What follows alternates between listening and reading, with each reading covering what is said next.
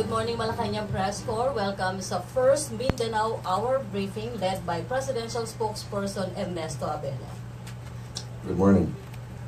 We'd like to introduce this morning the Mindanao Hour. Starting today, Monday, 29th of May 2017, the Office of the Presidential Spokesperson, in cooperation with the Armed Forces of the Philippines, represented by General Restituto Padilla, who's also the official spokesperson of the AFP, in cooperation also with PCOO, and we'll be launching the Mindanao Hour. Assisting me today will be Ms. Attorney Balibanag. Okay, this Mindanao Hour will be a daily authoritative update on what is happening on the ground in Marawi and relevant regions in Mindanao. While traditional and new media continue a flood of information, Mindanao Hour will provide carefully vetted news from authoritative sources.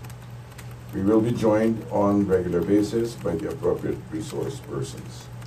At this point, we'd like to begin by giving you a PowerPoint presentation on the situation in Mindanao.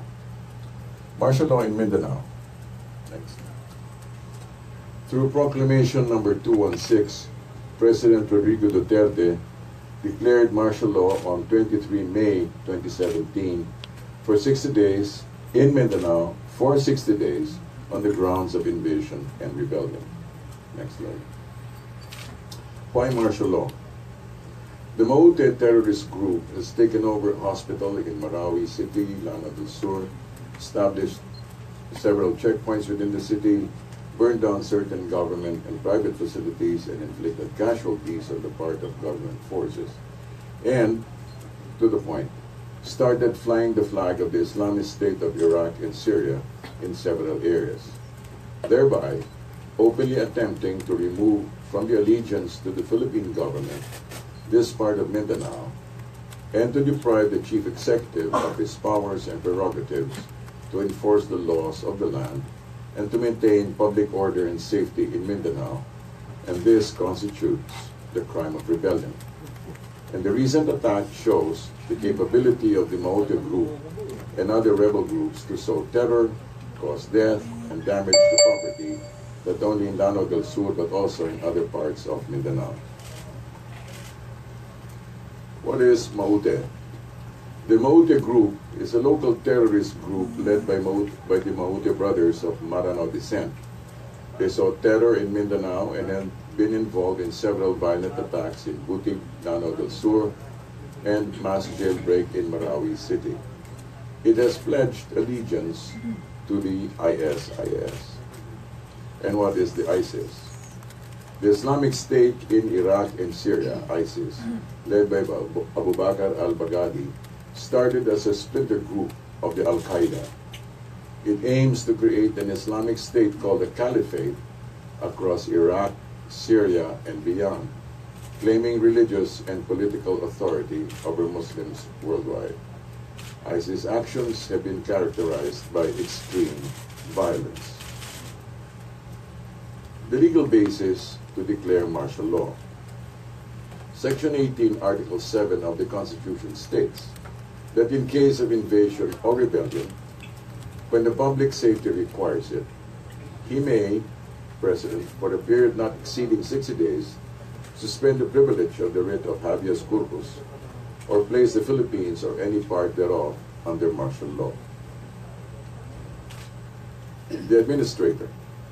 The Martial Law Administrator, the Department of National Defense Secretary Delphine Lorenzana, is designated as the Administrator of martial law in Mindanao. Next. What can the public expect? The declaration of martial law in Mindanao. Number one, it does not suspend the operation of the Constitution. Number two, it does not supplement the functioning of the judicial and legislative assemblies. Number three, it does not confer jurisdiction on military courts over civilian, where civilian courts are able to function. Also, any arrest, search, and seizure where martial law is effective, including the filing of charges, shall comply with the revised rules of court and applicable jurisprudence. The rule of law and human rights should prevail in the place where martial law was declared and effective. Next. Rights of civilians in checkpoints. Given the declaration of martial law, a number of checkpoints and roadblocks in Mindanao are expected to be put up. Advisory on checkpoints as follows. A checkpoint must be well lighted, properly identified, and manned by uniformed personnel. Upon approach, slow down, dim lights, and turn on cabin lights. Next, never step out of the vehicle. Next, lock all doors. Only visual search is allowed. Next, no need to submit to a physical or body search. Next, you are not obliged to open the glove compartment, trunk, or bags.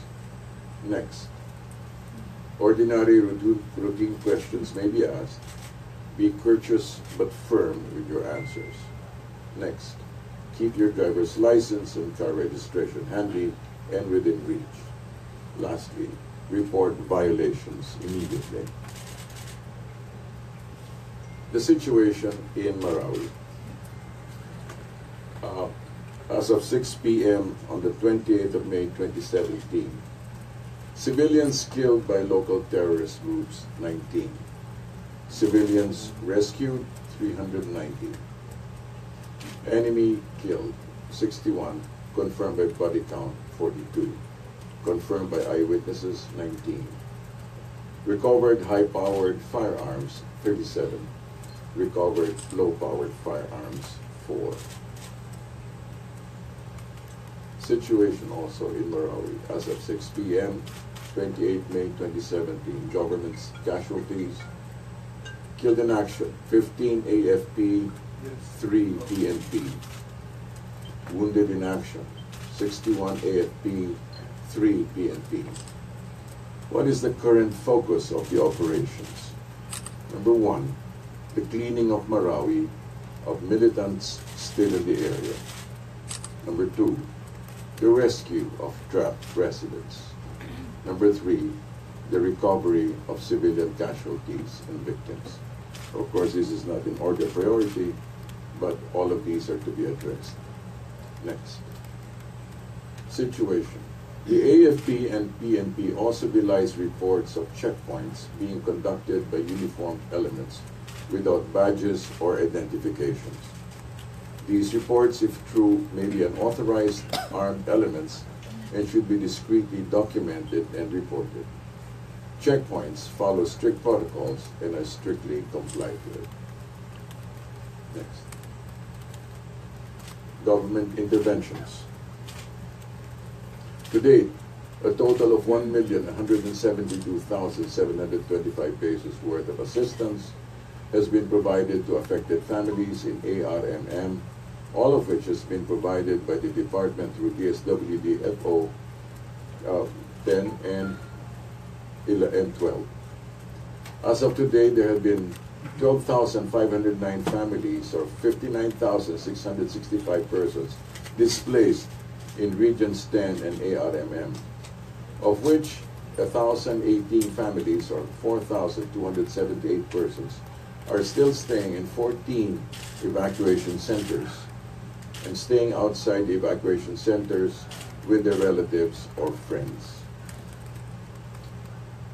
The DSW Field Office, Region 10, immediately placed a Disaster Operations Center in Iligan City on May 23 to augment the operation of the DSWD ARMM. Next. The Department of Trade and Industry on May 25 enforced a price freeze on basic necessities and prime commodities in Mindanao after martial law was declared by the President. The price freeze covers Regions 9, 10, 11, and 12, and Caraga. The price freeze is implemented for a period of 60 days as indicated in the declaration. The National Power Corporation, the NPC Mindanao Generation, NPC BGen declared that the operations of power plants in Marawi and Lanao area are normal. As of 10:20 a.m. May 28, 2017, the Lanao del Sur Electric Cooperative, or LASURECO, reported that, number one, the first district of Lanao del Sur, comprising 15 municipalities, is 100% energized. Number two, the second district of Lanao del Sur, comprising 16 municipalities, is 100% energized. And three, Marawi City is 40% energized. This ends the PowerPoint presentation. We're going to be entertaining just a few questions. The spokesperson Padilla is here. It will, of course, be Rappler. Good morning. Sir, in Holo, the President mentioned that he would only end martial law at the say-so of the police and military. And then he mentioned that the Supreme Court and lawmakers would not know the situation on the ground. Some people have interpreted this as the President saying he will ignore any Supreme Court ruling saying that he should suspend martial law. Maybe just get a clarification from the palace. Is this what the President meant? The President meant that those who really are truly aware of the situation are the military and the police. This is not meant to bypass the Supreme Court or the legislature. It simply means to say that those who have true and accurate report, and on which he will depend on, will be the military and the Philippine National Police. Sir, does he not trust the Supreme Court to also have their own experience with the law and being given powers by the Constitution to rule on petitions, for example, on the factual basis of martial law? What the President is actually saying is that the one that has accurate information regarding the activities on the ground, are those that the Deputy has already said he will trust. Thank you. Salarina Mundo. Sir, with such a statement from the President, does that mean that Properly, by the way, the Solgen will be the one to answer this, all right? But anyway, having said that. Does that mean that the Supreme Court and the Congress should rely only also from the report to be given by the police and the military? Well, they should be in dialogue. What do you mean they should be in dialogue? They should be in conversation, and they can continue to make decisions, and they can continue to make recommendations. However, at the end of the day, the Solgen will be the one to give you a full answer to this matter. Thank you. Okay, follow-up question? To General Padilla, may we know, sir, how many militants were still there in Marawi City and the civilians being trapped there? Do you have any estimate? We don't have a complete number of trapped residents as well as remaining militants. The situation has been very fluid. There have been we have initially received information of about 40 to 50 armed elements. But as you may have well known, the activities of the militants on the ground and these rebels have led to the freeing of over 100 prisoners in the jail, which they burned. So quite a number of those prisoners may have joined ranks with them because some of them were imprisoned for joining the group. We are also aware that there are sympathetic elements that may have been helping and may have also joined their ranks. So as to this exact number of terrorists still remaining, exact figures at the moment are not available. Sir, the problem has been there for I think 7 days already. So do you have any assessment like how big is your accomplishment already, or how far are we from stopping or fully giving solution to this problem? Although we do not have a timeline, but we're seeking to end this as soon as possible, our ground commanders have assured that the end is almost there. So we hope to get clear results. We have complete control of the city, by the way, contrary to what is coming out in social media and other information, perhaps some fake news. It is not true that half of the city is controlled by the rebels. Totally untrue. The armed forces and the police and all our forces are in complete control of the city, except for certain areas of the city where they continue to hold. These are the subject of clearing operations that are continuously being conducted. Questions? Raymond Tenasa. Sir, good afternoon. Sir, kay General Padilla. Sir, how can we be assured, knowing the Marawi city is a majority of Muslim population, how can we be sure that the initially Maute group members are not they are now posting as civilians or ordinary Muslim in the area, and they just leave their guns in any house, and they are fleeing and even receiving disability provisions? First off, before I answer the question, let us not generalize Marawi as a place for Muslims who are sympathetic. There may be a few, but not the residents of Marawi. You know, Maranaos are very industrious, hardworking, no? And they have been keeping their cities safe, and that's why it is a very progressive area. That's why it's also the center of education. Now, as to the answer to your question, yes, it may happen, but that is the reason why we have posted quite a number of photos of known militants or known rebels who may be in the area, including some foreigners that are known to us.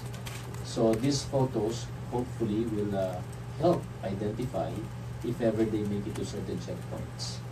But be that as it may, any male individual or perhaps any suspicious character that is currently roaming the city is always double-checked. So if we have been able to rescue 390 residents so far, rest assured that these residents have not just been made to go. They have been subject to some examination of sort to ensure that they are not part of the group that has been waging war here and creating trouble. Sir, last point. Sir, aside from the allegiance of these political members to the ISIS, have you monitored whether they have received foreign funding or it is just from the resources of the Maota brothers? I understand follow the money could help on how we can determine the power and the capability of this OTG. As to the links of foreign funding for the group, we don't have any clear evidence, and that was the subject of the investigation that was conducted right after the two foreign nationals that were reported to us, a Syrian and a Kuwaiti national. This was the subject of the investigation related to that. And there were some findings, but I'm not at liberty to discuss and reveal those, which involve some transfer of funds. But I'm not sure how much this is and how long this has been ongoing. Thank you, sir, and the soldiers. Pia Gutierrez. Microphone. General, sir, with the way things are going in Marawi, will be, at this point, sir, will the AFP recommend the extension of martial law in Mindanao after 60 days? We're just starting martial law. We're just on the second week. So I cannot, as of this moment, give you an assessment on the need for its extension. What we are trying to do right now, and it's a commitment, is to expedite what needs to be done in order to restore law and order and normalcy in the whole of Mindanao, particularly Marawi. So as we get to that, and as we accomplish our mission, we will be able to give you a fairer assessment on whether there is a need to extend it. But be that as it may, the commitment remains that to do this as quick as possible, just like what the President said, and if we can finish this in 1 month, then so be it. We end martial law right there and then. But sir, based on your initial assessment, will 60 days be enough? Well, to do hopefully. everything? That is why we keep on calling for public cooperation, because, you know, the secret to all this is to have the cooperation of the public. If the full cooperation of our citizens in the whole of Mindanao is obtained, then we can expedite the process of securing Mindanao on a daily basis. So as we get there, we will be able to give you a fairer picture. But again, our call for people to cooperate should be 100%. We cannot have a few still errantly doing their ways. So kung lahat tayo nagtutulungan, lahat tayo nagkakaisa dito, mas napapabilis po yung proseso na ibalik sa normal ang buong Mindanao. Sir, could you confirm several reports? I understand that there have been many reports going around. But sir, could you confirm reports that all the airports in the country right now are now placed in the highest security alert. May mga ano ba tayo? Even before this emergency occurred, the airports, our seaports, have been under strict security. And we have just kept that. It's the same security posture. We may just have added a few warm bodies to ensure that we are able to cover all aspects of security in the ports, airports and seaports included. But there has been no drastic change to that. So parang heightened alert lang, sir? Heightened alert lang. Okay. Sir, kasi also certain who confirmed reports that an IED was apparently found inside a mall in Metro Manila yesterday. Maybe it's gonna We have not received any information of that sort, and from the reports that we gathered last night, there was nothing that mentioned anything about it. So it must have been fake. no information din, sir, about several Maute members being able to enter Metro Manila, the next Wala pa rin. Wala pa rin. Yes, sir. Dr. Vera? Microphone. Morning, General. General, how do we deal with the threats coming from the CPP in Mindanao as they have ordered the NPA to intensify their operations against the military? Well, the readiness posture of our units out in the field has not changed. Handa naman po kami kung ano man po ang mangyayari dyan, lalo na po manggagaling sa mga lugar na kinaroroonan ng mga armadong elemento ng NPA. At katunayan, itong mga nakaraang araw, may mga pangyayari ng naganap. May mga panunubok ng pagsugod sa ilang kampo, may ilang attempted assassination ng ilang mga tauhan natin, na bahagi naman ng mga dati pang nangyayari. Kaya yung kahandaan natin tugunan kung ano man ng mga magiging armadong opensiba nitong mga grupong ito, handa naman po tayo. At ang nangingibabaw dito is yung pangangalaga ng seguridad ng mga nasa bayan natin, mga kanayunan natin at yung mga nasa malalayong lugar. So, that is our primordial concern, to protect our people and keep the security in all these areas. Sir, are we also monitoring the operations from other groups such as the BIFF, sir? Oh yes, we are. The BIFF has been part of this incident in Marawi. They have been providing some sort of support, and they in fact have tried to cause some diversionary activities in the areas where they are right now. Thank you, sir. Christine? To be followed by Ms. Ross. Sir, in the President's report to Congress, the primary basis for martial law is that the attack has deprived the Chief Executive of his powers to enforce the law in the area. How far are we from correcting this situation, especially now that you said that we're in full control of the city? And what are the factors that we are waiting for to say that we can lift martial law? Yes, the restoration of law and order is one of the most important consideration, along with any remnants of resistance within the city. In the absence of any more resistance, there's no reason to have our presence there, but just to keep the security, and we will transfer the control of the city to our civil authorities. But we will work closely with them to ensure that the security of the city is not compromised. So those are the two most important elements that we see as non-contestable and non-negotiable. Sir, but we are in full control of the city right now, so meaning We are in full control. Meaning to say we can control who comes in and who comes out, who moves around and who doesn't.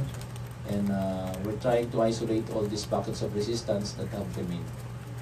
And in the aspect of the operations that we are conducting, it may seem that these are big activities, but there was a need to do surgical airstrikes because of strategically placed enemy presence. So we cannot do otherwise, because if we do not employ combat power as we need it, and so it fit, we would prolong the clearing process, and we would endanger more lives, both civilian and military.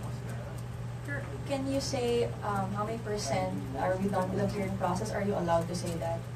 I am sorry, I do not have those figures, and I would hesitate to give you a figure right now. Ross? Good morning, sir.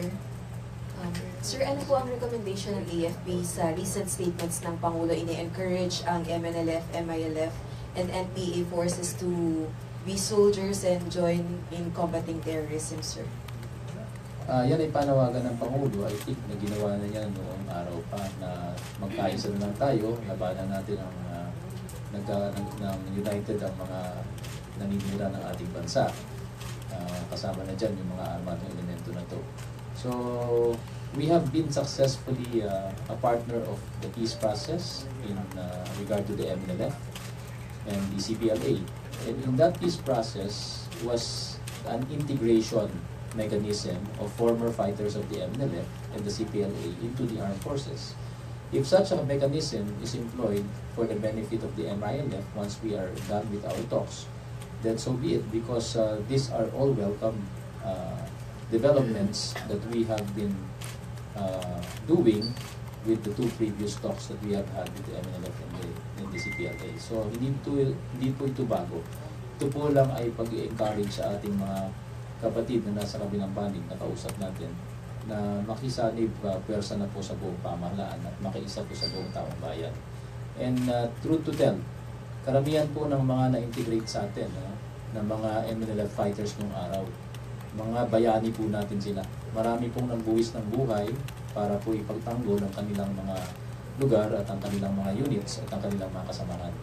And I can name a few, no? Yung isa doon, yung isang karpintero na tumutulong sa mga sapano, nagpapako ng bubong sa ibabaw, ini-snipe ng isang BIFF. Muslim po ito, kapwa Muslim po at napatay. Bayani po natin yan. At ang kanya pong hangarin sana ay makatulong doon sa kanyang mga kababayan doon sa lugar ng mga masapano, pero binakasan ng kanyang buhay. And so many others in Bolo, in Basilan, in Tawi-Tawi, and other parts of Mindanao who were former MNLF fighters but who have shown their mettle as warriors and as true heroes of this country. Also, I'd like to add to that, the offer of PRD came after Governor Miswari wrote offering support. So he sets an example of rising above self-interest to close ranks against a brutal foreign enemy, the ISIS, which is both anti-Islam and anti-Filipino, and thirdly, anti-humanity. So we appreciate that. It all depends on between the AFP and to how to best operationalize the offer. Thank you. Sir, hingi lang din po ng update kung meron pong mga lugar sa Mindanao na naka-lockdown, particularly sa Lanao del Norte. Confirm lang po namin kung may naka-lockdown po sa area na to, sir. So far, yung terminong lockdown naman ay hindi naman talaga lockdown na wala nang makapasok, wala nang makalabas. Ang ginagawa lang po kasi ng ating mga security forces ay sinisigurado lang na ang nakakapasok at nakakalabas is yung mga law-abiding citizens natin at wala pong makahalong mga masamang elemento. So kung kayo po ay law-abiding at nararapat lang po kayong magsagawa ng pag-travel sa ibang lugar, kung ito naman po ay may pruweba at hindi naman po dapat kayo harangin, hindi po kayo haharang. Henry Uri? General Padilla, is there any report of possible presence of any member of Mauti in Metro Manila and in some parts of the country? As I mentioned to one question earlier, there has been no complete information that there are. Yusek Banaan, can I ask you also a question? Yun yung mga nasisirang mga property, of course, yung iba may mga insurance, ano ho? Paano yung mga ordinaryong mamamayan na nasira ang bahay, nasira ang tindahan, walang insurance, in the course of war, paano po ito tutulungan ng gobyerno? Well, since may NDRRMC tayo, i-assess po ng ating local government units sa munisipyo muna kung kakayanin. And kung hindi kakayanin, since may calamity fund naman tayo, kung kakayanin. Pero kung hindi kakayanin, the provincial government and the national government may look into it kung paano. However, they cannot restore, like you have a 24 million story building and the hands, but government will find a way to appropriate funds in order to help reconstruct lives after all this. So ang malinaw po ay may aasahan silang tulong? that's, I suppose, manggaling yan sa ating gobyerno. Kasi nakita naman natin na wala namang, hindi naman nila ginusto ang nangyari. So, paano ho yung proseso? They have to coordinate with NDRRMC or paano po? They have mechanisms sa DSWD. So the LGUs have mechanisms insofar as these are concerned.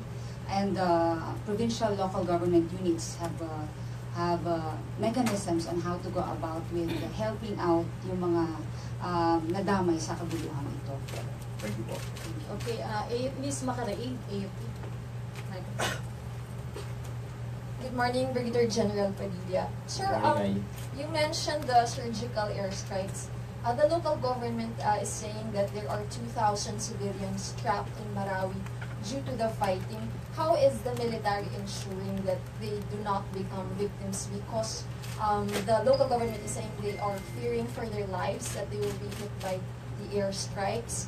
And do we have the military hardware for this? Because I recall the president saying he wanted to ask Russia for precision-guided bombs to ensure that civilians are not caught in the crossfire. First off, yes, we do have the expertise, we do have the people to man equipment, and we have the equipment to do surgical airstrikes. Please do not underestimate your soldiers. We have been into this fight longer than any country in this part of the world and anywhere else, and we have proven ourselves many times over.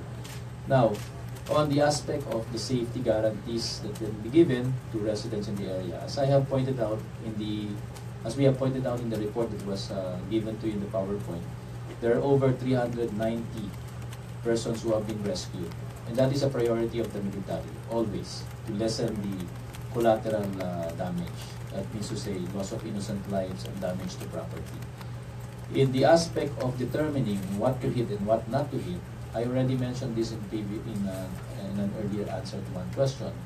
If there is the presence of the enemy in these certain areas and it is impeding movement of our armed elements to come in, we do consider eliminating that resistance in the least amount of force that can be applied.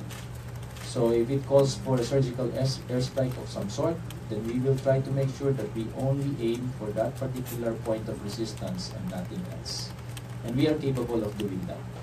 And in fact, we have successfully been doing that. So if there are innocent lives, I guess at this point, I cannot answer you because we have not been able to inflict any harm on civilians. And that is why we call on them to work with us, to cooperate with us, because we initially want to get them out before we do stop. Okay, last two questions. I'm sorry. Sorry, just another question, sir. Our team in Marawi has been getting reports, even interviewing witnesses and residents who say that the Maute group, the militants, have been asking people to say Muslim prayer, allegedly, and if they are not able to recite this, the people are killed. Have you received similar reports? Can you confirm it? Yes, we received similar reports. I guess this was the same source of information that you are citing. We cannot corroborate that because most of those that we can ask have already been killed. Okay, last two questions. Tuesday new, DZWB to be followed by Dexter Ganino. Hi, sir. General Padilla, sir. Sir, nasabi niyo kanina na yung 390 civilians or residents ay nai-rescue na. Paano po ang ginagamit yung pamamaraan para matukoy na hindi sila kasali doon sa Maute na hinahunting natin? Ano yung characteristics na tinitignan sa bawat civilian na ini-inspection ninyo para masabi na hindi sila kasama sa mga terorista? May sinusunod naman po, pero hindi ko may lahat dito kasi malalaman na kami ng panig. May sinusunod naman tayo itong proseso at itong proseso na to ay reliable naman. Bukod sa sinusunod natin yan, may iba pang pamamaraan. So I leave it at that without unduly revealing any of our procedures. Follow up lang, sir. Ilan pa po bang civilians yung kailangan natin ilabas sa Marawi City para makapag-full military operations na po doon? Tulad ng sabi ko, nasa ilang bahagi na lang sila ng syudad. So hindi namin na-expect na maging malaki ang tayong operasyon. But be that as it may, we are ensuring and we would like to ensure that the innocent civilians in the area are located. So we are doing this through a door-to-door kind of effort, through messaging to our civilian friends, through the local government who are actively supporting and helping our forces. So, kontrolado po ng local government, ang Kapitolyo, ang munisipyo, at wala pong nawala sa kamay ng pamahalaan na pinagkukunan po ng pangangalaga ng buong syudad. So, yan po ay gumagana at patuloy na gumagana. Salamat. Dexter? General, good morning. Sir, nung bago magdeklara ng martial law ang Pangulo, target ng surgical operations is nilunapilon dahil sinasabing nasa loob ng Marawi. Ano pong balita po sa kanya sa ngayon?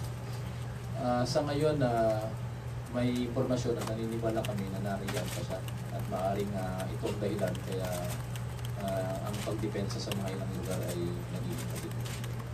So, yun lang po ang masasabi. Hanggat nandiyan siya, sir, talagang hindi nila... Nasa interest po ng bayan, nasa interest po ng bawat mamamayan ng Marawi na makuha po siya. Last question, Tina Panganiban, Gemini 7. To anyone po. Sir, do we have any estimate of damages or losses from like trade, businesses, tourism, property, infrastructure over the past few days na na-enforce sa yung martial?